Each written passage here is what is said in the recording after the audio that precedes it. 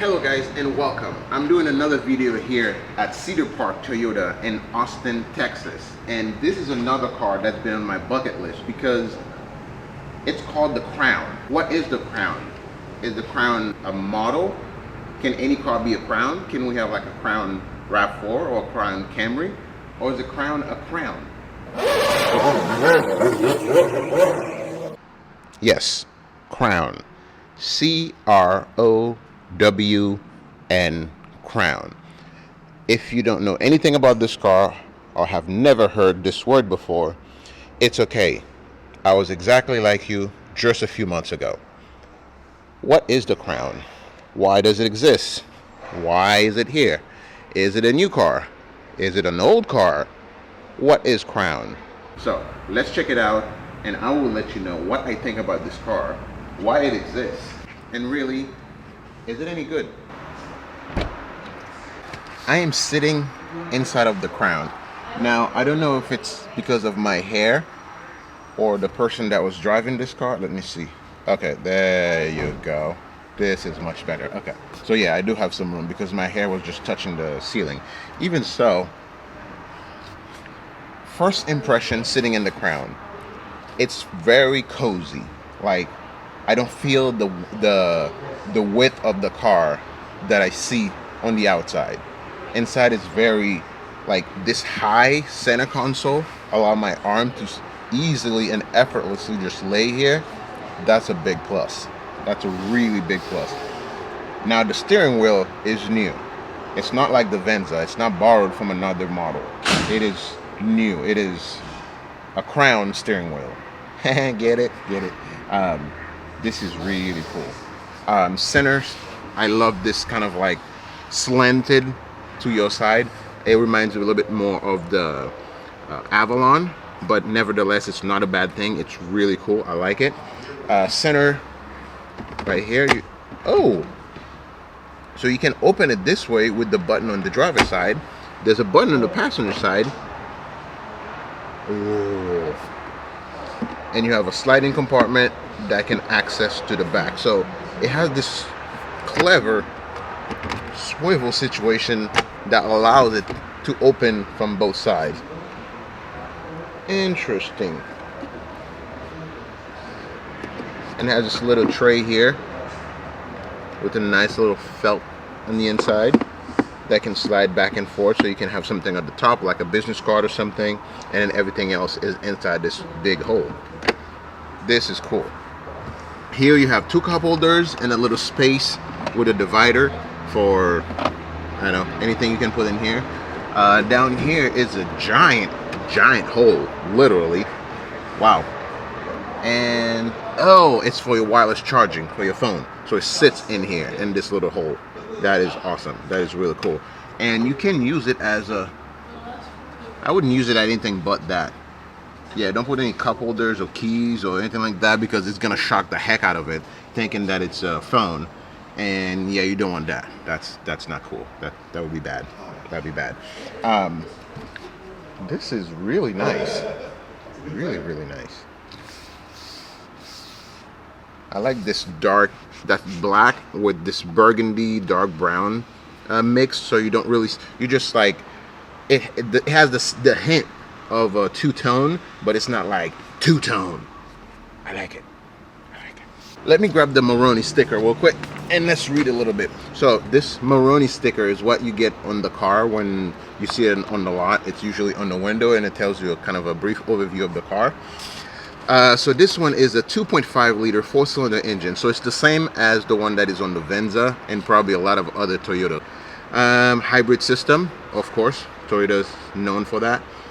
Safety senses, you have safety sense 3.0, pre-collision, pedestrian detection, full speed range, dynamic radar cruise control, all amazing stuff. Quad LED headlights with daytime automatic on and off high beam. Ooh, this has a panoramic fixed glass, so it's not like a sunroof, so it doesn't do that, but you have this nice and dark curtain here that allow you to open it without, let's see, I guess this is the part I try to figure out how to open the thing. Well, yeah, there's the button right here, so maybe that's the one. If I just turn on the auxiliary, will that come on? Ah. Oh.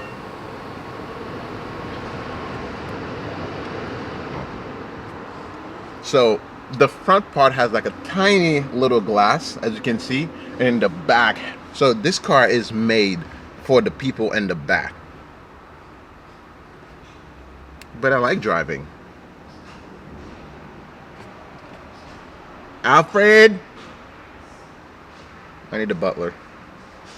Because I can't buy this car if I don't have a driver. Because it's made for the people in the back. They're gonna have all the fun, and I'm gonna be up here with driving duty. I think this may be my car.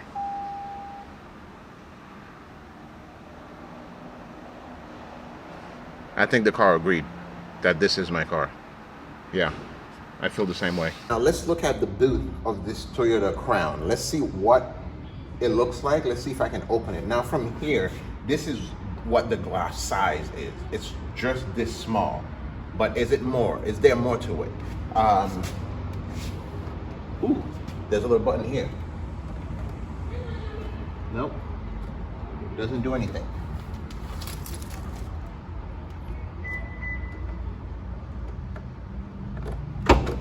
Yeah, there we go. So yeah. Ooh. So it's like it's like the Lucid Air. It almost kind of like that clamshell look, where the opening doesn't really look that big, but when you look inside, it is big. It's, you know, it's what Toyota knows for. They have the practicality locked down. This thing is big. It's huge. This is really cool.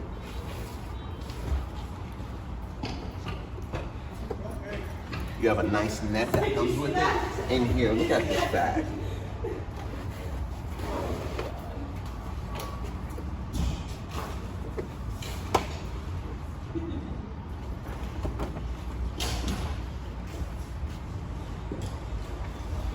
I bet if I want to, I can fit in there.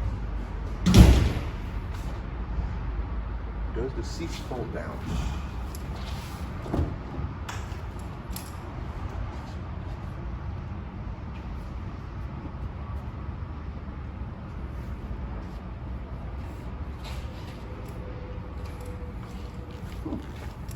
Ah, yes, right over here.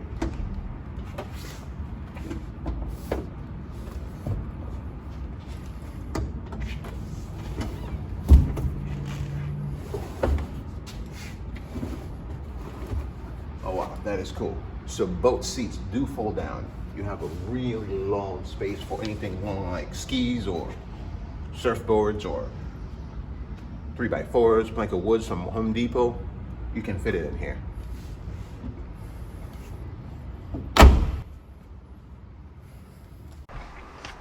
Okay, now looking from here, let's light up the screens real quick and see what we got going on. Ooh. Okay. Yes, I got it. Can stop now. Now this thing is really cool. Warning. Continue. Ooh, touchscreen. Welcome language, English. Enter mobile number. No, don't want to do that. Cancel. Are you sure you want to cancel setup? Yes. There you go. Now this is nice. I like this. And blue is my color, so I love this tone. Now the thing I saw on the Venza that I didn't really particularly like is that all of this changed to touch kind of a feel button. There was no actual physical button. The Crown keeps all of the button. I love that, and they're very easy to like. You can feel the feedback from all of the buttons. It's really cool. I like this. Like as I said before, just the sitting position here, holding the steering wheel arm here, it's really awesome. The car feels much smaller on the inside than it does looking at it from the outside. This dashboard, really you wouldn't want to put anything up here because the shape and the design, it would just end up sliding down to the side. after just one left turn. Doesn't have to really be that hard. Now looking everywhere here, I can see everything. Everything is tactile, like I can touch it. I like that feedback that it gives me back when I press something. The steering wheel is very nice. Like I said earlier, it's a crown steering wheel. It's not like borrowed from the last year model Camry or Corolla or any of that. Is nice. I like it. It's really, really solid. Buttons to the left are back, call, up, left, right, down button. You have your volume, which is like a toggle up and down. You can see that happening over there. Talk to speech. On the right side, you have adaptive cruise control, lane keeping assist, and then right underneath you have your cruise control itself to setting up mode, and right underneath to the right you have the following distance to keep with the car in front of you. Underneath as well you have your skip, left, right, then you have your mode for changing, for really operate everything that you see on this digital dashboard. Really cool, simple, not too many buttons. I like it. There's no paddle shifter or anything like that in the back, so the back of the steering is clutter free. Right side is your wipers, left side is your turn signal, headlight. Boom, done, easy. Center here you have your heating and cooling seats. Very nice, very nice. Rear defroster, aircon. You also have your dual temperature, which is now it's a standard thing. I remember when that was like, ooh, you have the fancy car, but now it's like everything have, you know, dual air conditioner, which you can sync, so that way passenger and driver one, you adjust one, the other one automatically adjusts at the same time. Really cool. On the far right you have your AC button and your recirculation for your air. If you're driving through somewhere that you may not want the outside air coming in, just do that, but make sure you turn that off in the winter.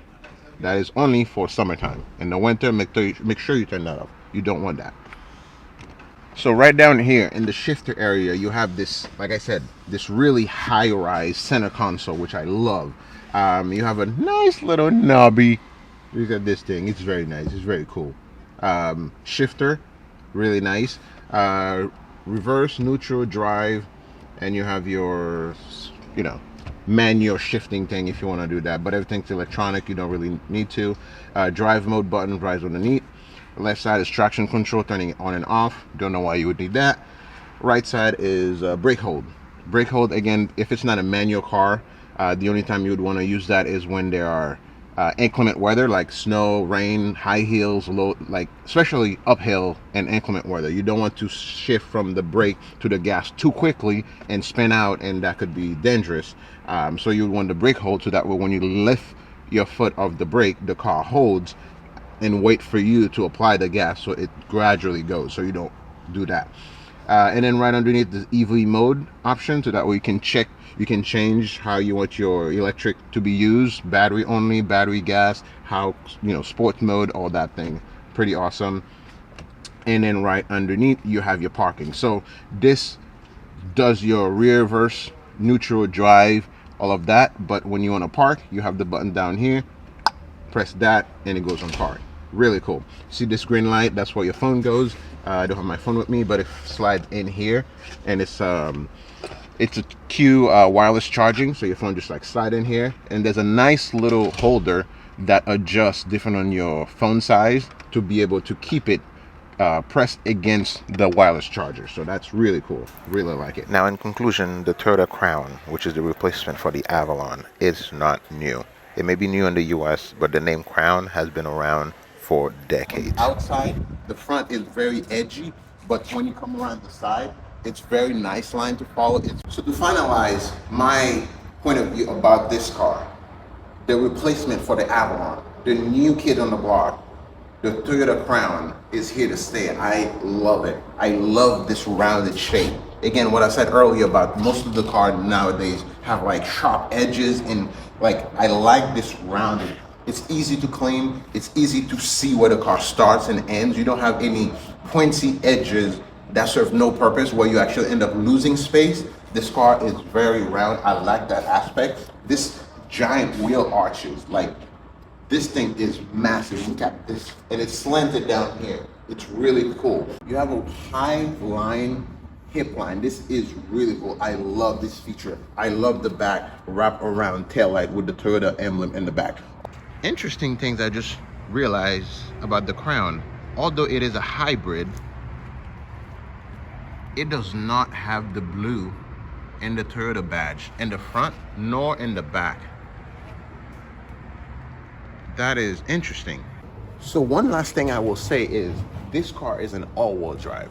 It's a limited edition. However, Toyota replaced the Avalon with this car. There is no more Avalon. So this is why this car exists.